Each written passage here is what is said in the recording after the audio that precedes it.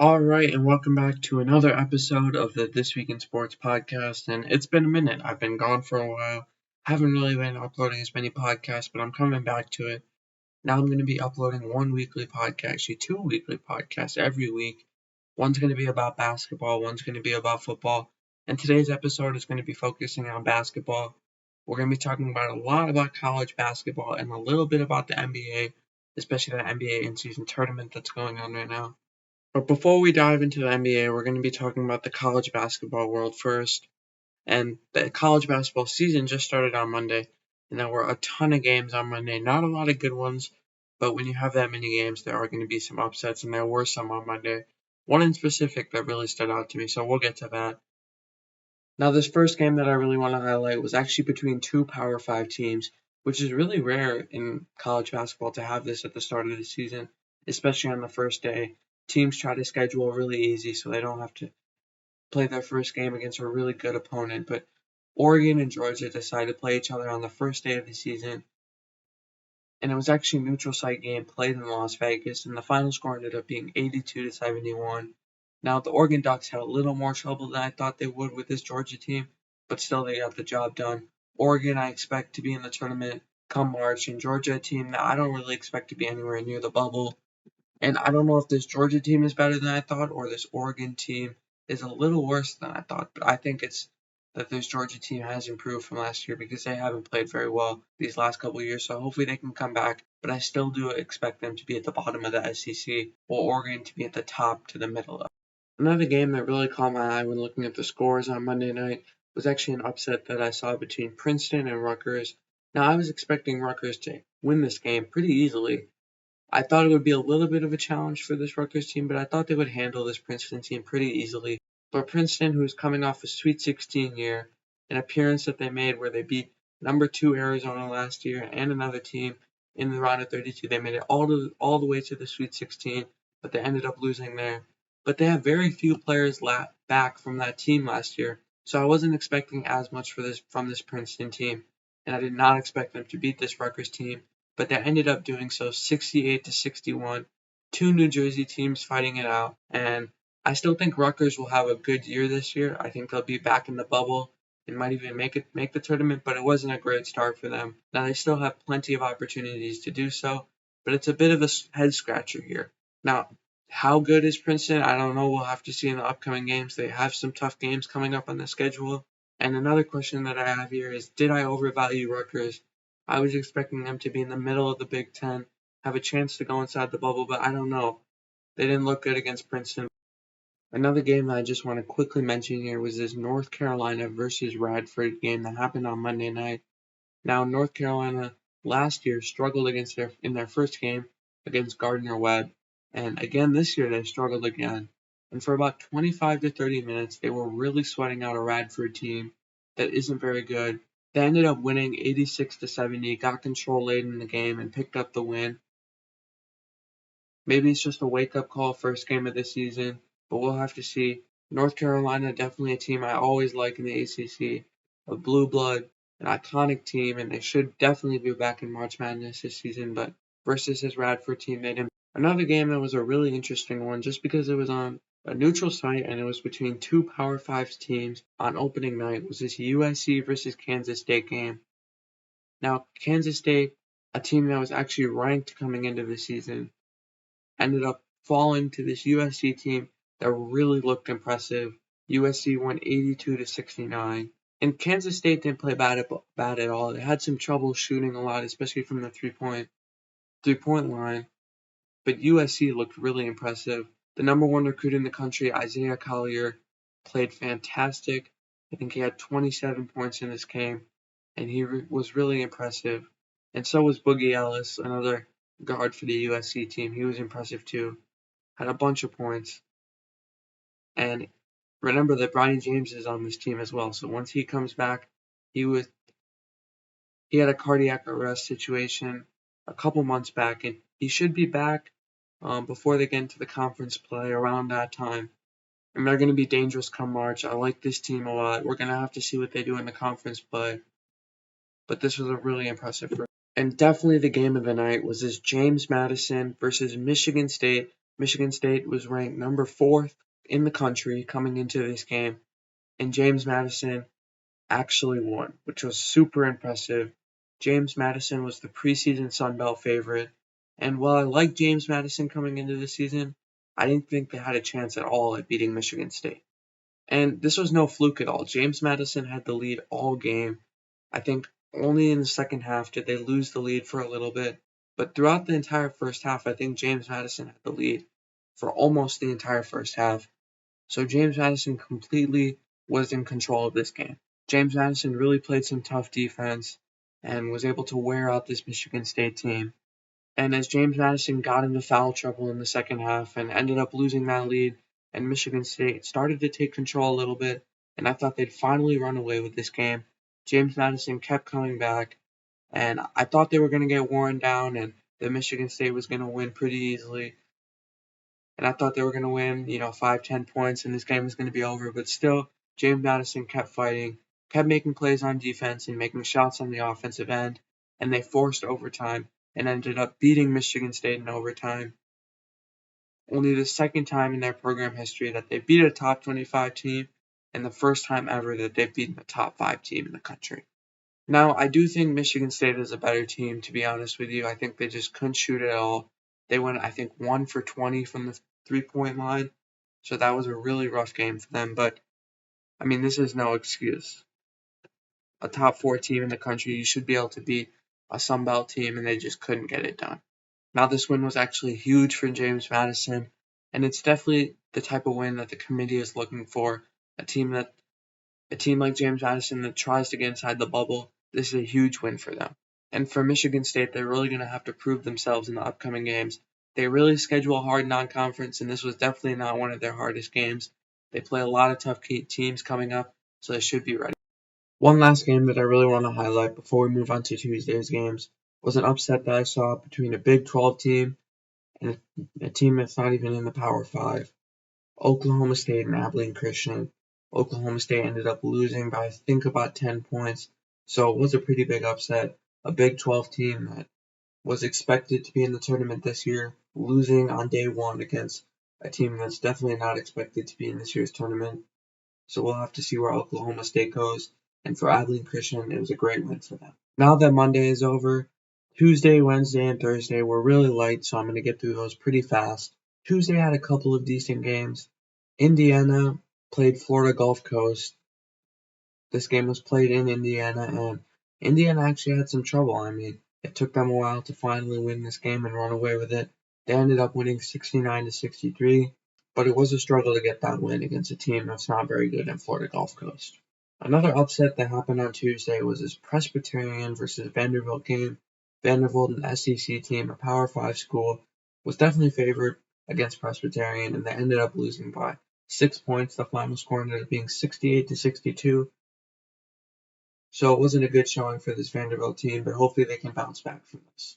And the game of the day for sure was this Baylor versus Auburn game.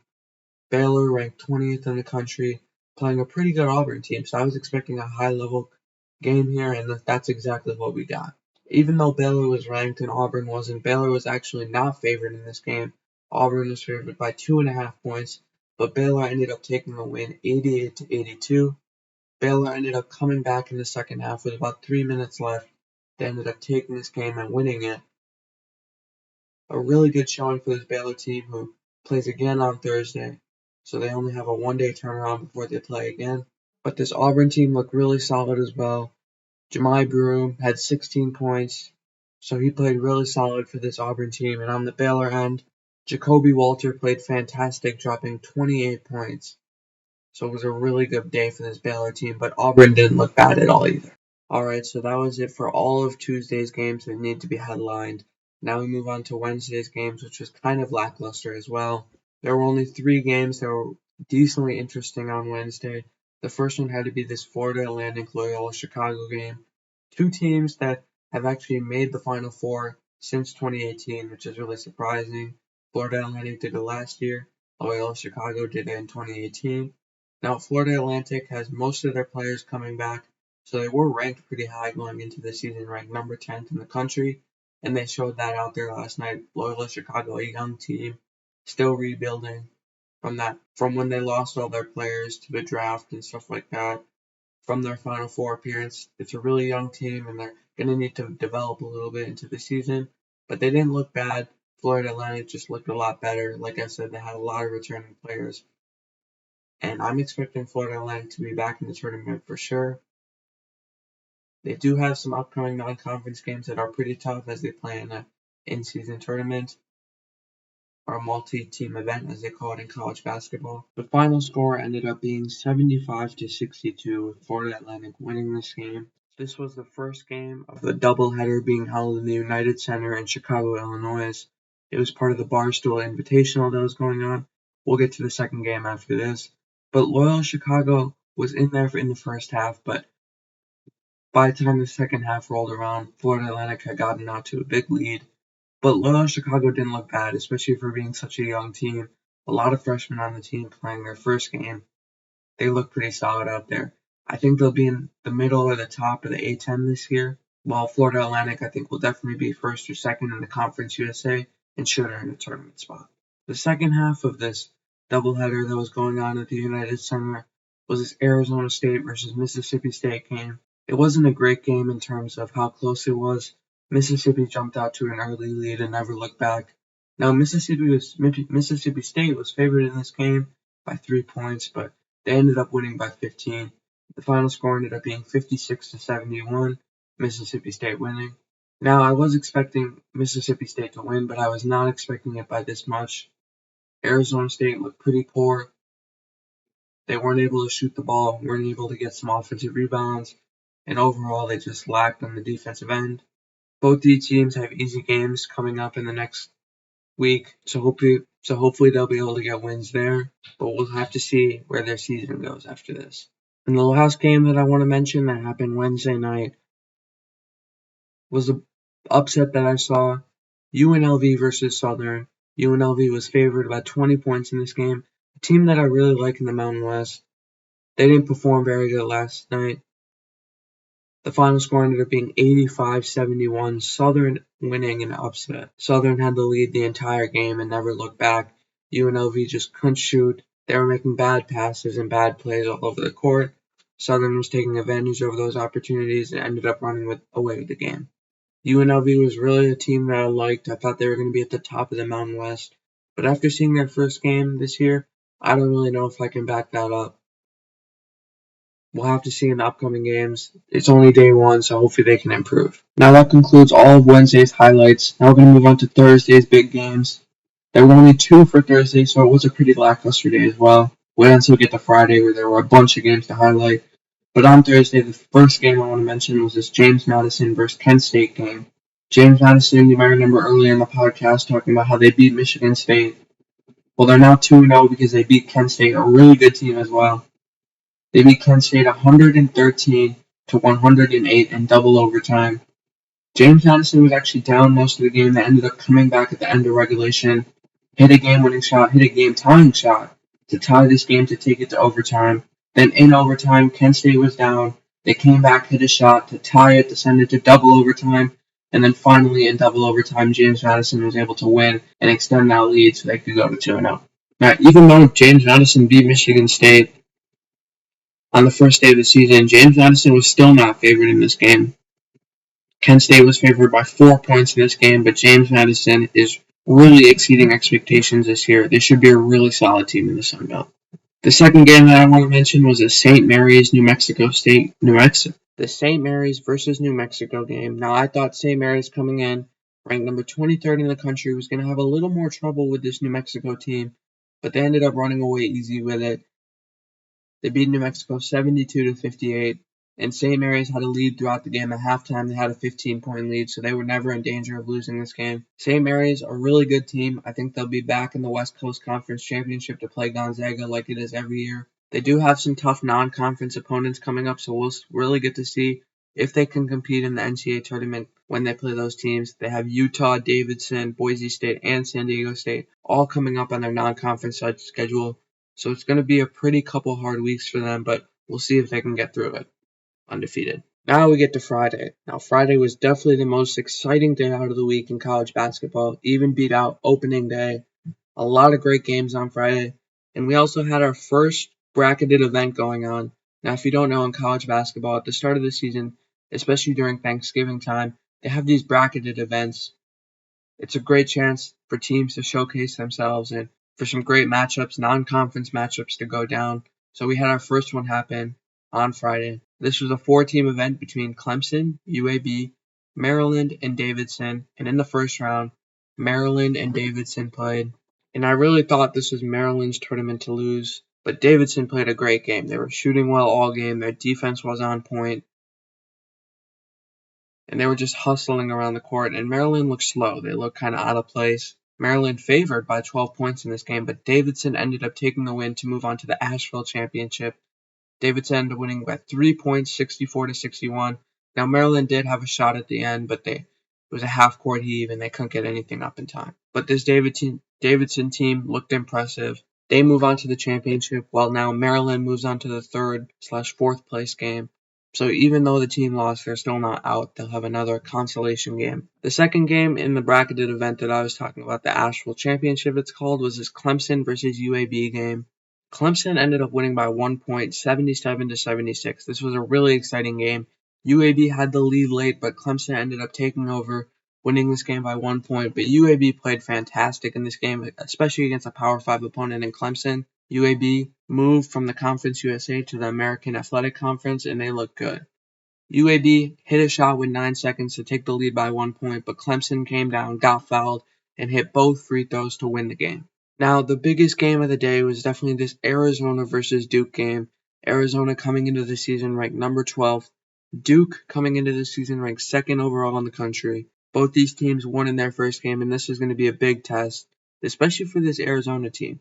They got transfer Caleb Love from UNC, and this game was also going to be played in the toughest environment to play in college basketball. Cameron Indoor Stadium, Duke Stadium, is extremely tough to play in, especially with all those fans and stuff. I was expecting Duke to win, but I didn't know because I hadn't seen this Duke team really much because they're a young team. They have a couple freshmen starting this year. Their only star player is Kyle Filipowski, who did perform in this game pretty well. He had 25 points, went 2 for 3 from the free throw line, and 3 from 5 for 3, and 3 of 5 from 3. He also got 8 boards. But this Arizona team just looked better. Arizona ended up winning this game 78-73, and Caleb Love played really well facilitating the offense.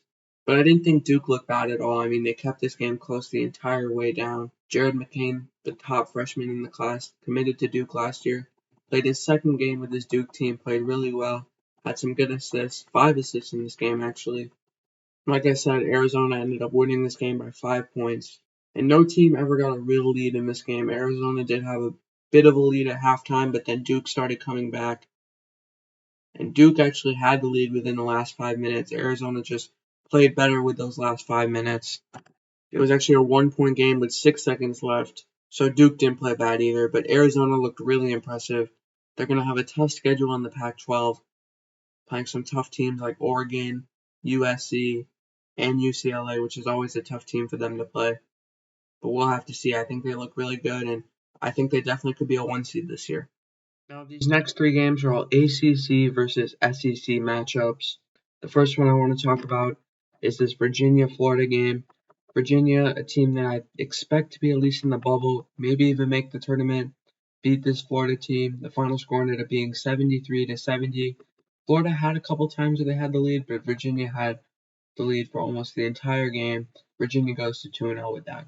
Wake Forest and Georgia, a bit of a surprising one. Georgia, like I talked about, played on opening night against Oregon, lost that game, but they played Wake Forest on Friday night, and they actually won this game, which was a bit surprising.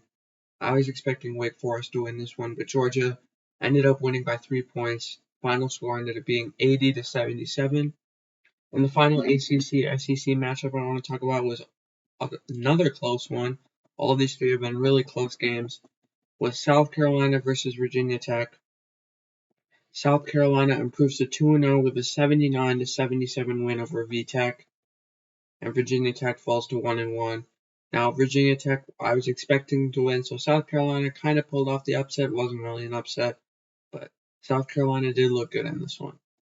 And then we got another handful of games to talk about in the ACC. A lot of good matchups in the ACC. One was this Miami versus UCF game. Miami ranked number 13th in the country. Didn't have too much trouble with this UCF team, but UCF did look solid, not great, but Miami looked pretty good. They ended up beating UCF 88-72. And an upset in the ACC wasn't really an upset because Louisville is a horrible team. They were last year, and they show that they continue to be a horrible team this year. Ended up losing to Chattanooga 81-71. Now Louisville was only favored by 3.5 points, but still an upset. So Chattanooga goes to 2-0, while Louisville falls to 1-1. Now we move to the Big Ten, where there were some good games in the Big Ten on Friday night. The first one and the best probably being this Tennessee-Wisconsin game. This game was played in Wisconsin. Unfortunately, it was only on Peacock, so not a lot of people could watch it, but Wisconsin didn't play horrible. Tennessee, a top 10 team in the country, expected to win, of course, but Wisconsin played pretty decent. They had some good buckets, but Tennessee just played better. I expect to see both these teams in the tournament come March, and this was a good early test for both of them. The next game was this Northwestern-Dayton game. Dayton out of the A10. Northwestern obviously in the Big Ten. Northwestern ended up winning 71-66 in this one. Dayton a solid team, and I was expecting it to be close, and it was close. I mean, Dayton had the lead for a little bit. Northwestern came back and took it and ended up winning by 5 points. This next game in the Big Ten was this Illinois-Oakland game. It wasn't big, wasn't upset or anything, but Illinois had a lot of trouble with this Oakland team. I mean, Oakland was winning in the second half. Illinois, a top 25 team, ranked number 25th in the nation, and Oakland, who already lost their first game.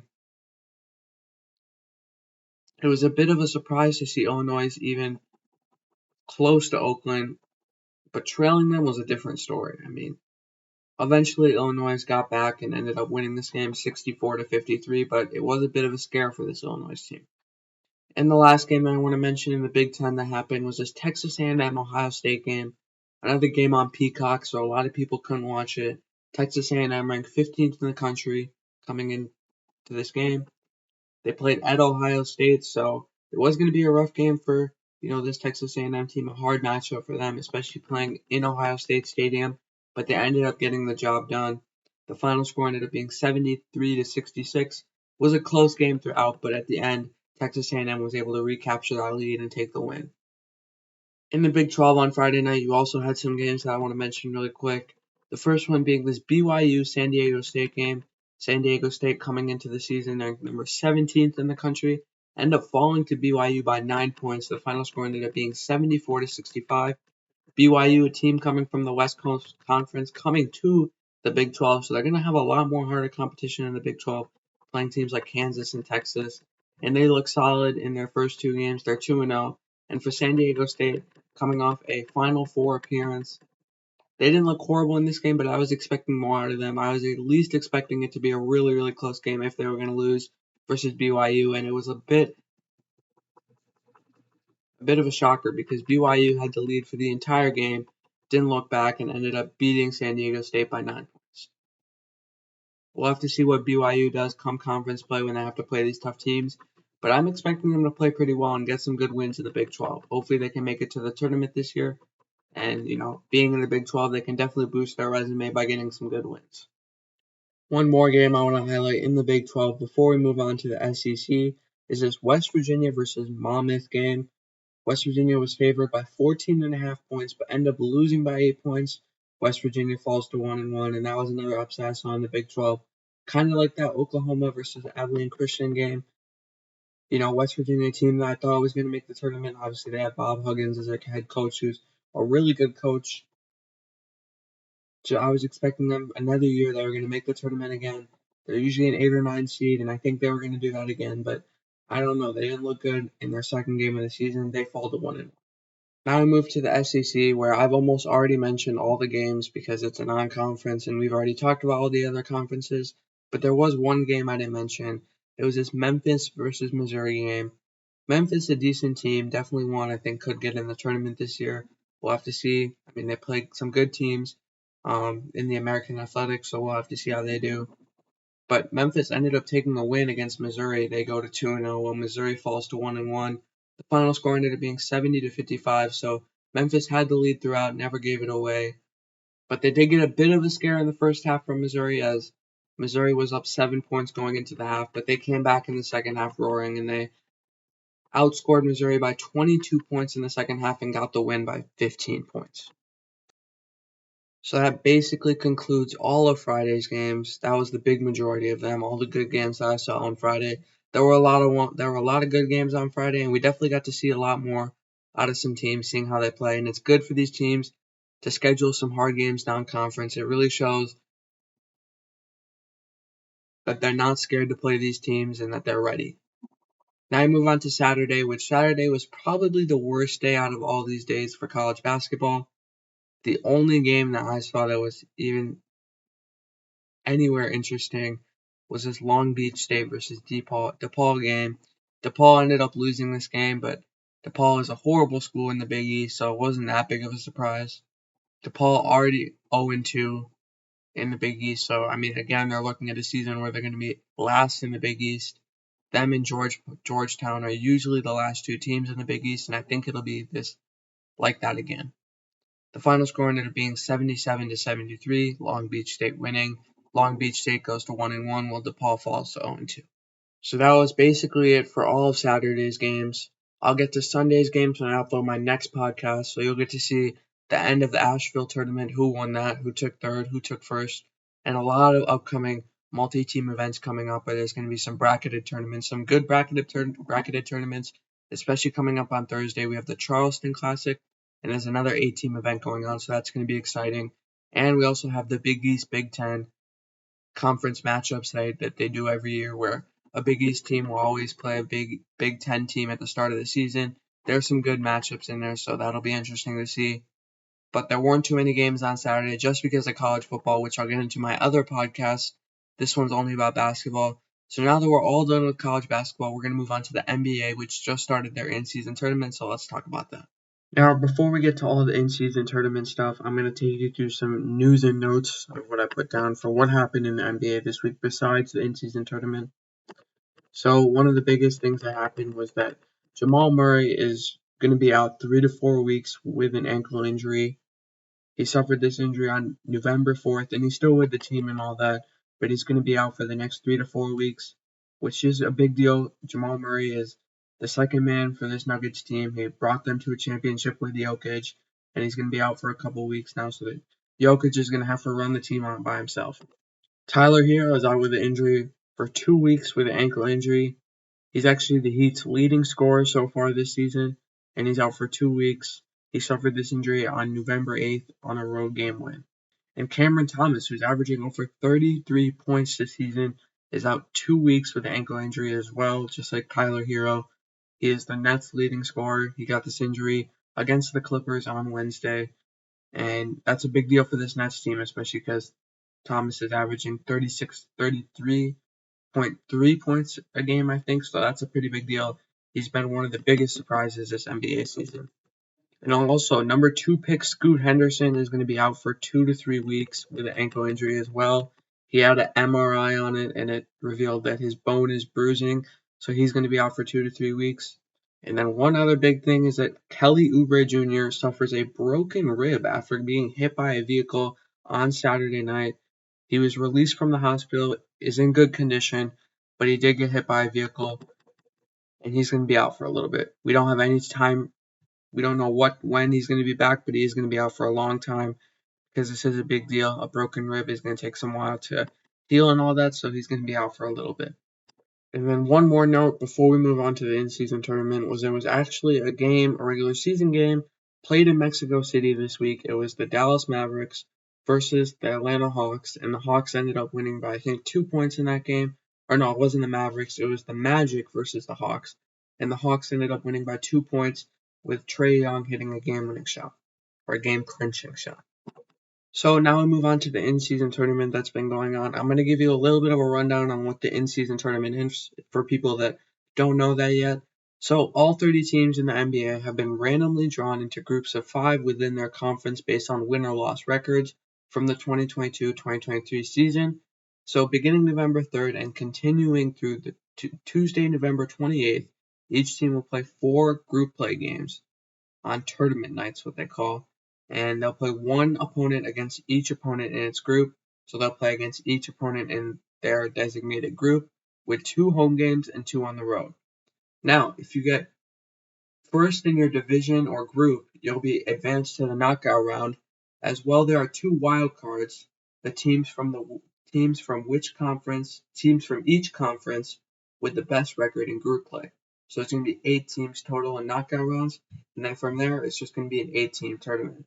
So we've already had 2 days of group play. One happened not this Friday, but the Friday before. Then this Friday there was another day of group play. So we're going to talk about the action that happened this Friday in group play. So on Friday in the in-season tournament, groups A, B, and C all played. In Group A, the first matchup to happen was the 76ers versus Pistons matchup. 76ers were favored by 8 points. Embiid had a good game, and the 76ers ended up winning by 8 points. The final score ended up being 114-106. The Sixers go to 1-0 in the in-season tournament. Another game that happened in Group A was this Jazz-Grizzlies game. Grizzlies have not been playing well so far, and that continued. Grizzlies are 1-8 so far, and the Jazz ended up winning this game 127-121. They are favored by, actually the Grizzlies were favored by 4.5 points, which was a little bit surprising considering the Jazz have a better record, but the Jazz got the job done and ended up winning by 6 points here. And then the last game to happen in Group A was this Lakers-Suns game. This is definitely one of the best games of the night. The Lakers and Suns, this game was really close. Both teams have the same record of 4-5, and this game was close throughout, but the final score ended up being 122-119, with the Lakers winning, LeBron getting some clutch buckets at the end to win this game. AD played well in this one, and they were able to seal the deal against the Suns. They moved to 1-0 in the in-season tournament. Now I move on to Group B, which Group B started out with this Mavericks-Clippers game. Mavericks obviously have Luka Doncic, Kyrie Irving, and they ended up winning against the Clippers 144-126. Now, as you know, James Harden had been traded to the Clippers. He is not playing yet, but hopefully he can come in. Hopefully he can come in the next couple games, but he has not played for the Clippers yet. But the Mavericks ended up winning by 18 points in this one, and it wasn't close at all. The next game in Group B was actually a pretty close one. Pelicans versus Rockets. This was one that could go 50-50. Nobody knew who was going to win. Nobody knew who was going to win, but the Rockets ended up pulling away late, beating the Pelicans 104-101. So they go 1-0 in the season tournament. And then the last game to happen in Group B was this Hornets versus Wizards game. Both teams are at the bottom of their standings, and the Hornets ended up winning this game 124-117. Both teams have 6 losses, so it wasn't a great game to watch, but the Hornets ended up getting the win and go 1-0 in the in-season tournament. Now I move on to Group C, which Group C has some decent games. The first one being the Celtics versus Nets game. Celtics 7-2 so far, ended up beating the Nets 121-107. So that was a good win for the Celtics. They go 1-0. They start 1-0. The next one is going to be the Spurs versus Timberwolves game. Now, I honestly thought the Spurs had a chance in this one for sure, especially with Victor Wembanyama and how well he's been playing. But the Timberwolves took the win 117-110. And Timberwolves actually have been playing really solid. They're 6-2 so far. So they go 1-0. And then the last game to happen in Group C was this Thunder versus Kings game. The Kings ended up winning this one 105-98. This was one again that could go 50, that could have gone either way, but the Kings ended up winning and they get the win and they go 1-0. So that's all from the NBA in-season tournament. I'll keep you updated on what happens next podcast. My next podcast will be dropping on Sunday, just like this one's going to drop on this Sunday. The next one will be dropping next Sunday. We're going to be talking about a lot more college basketball, a lot more NBA, a lot more other stuff, and I'll have my other football podcast coming out on Monday, so that'll be good to see. I appreciate everyone listening in. Thank you so much for listening.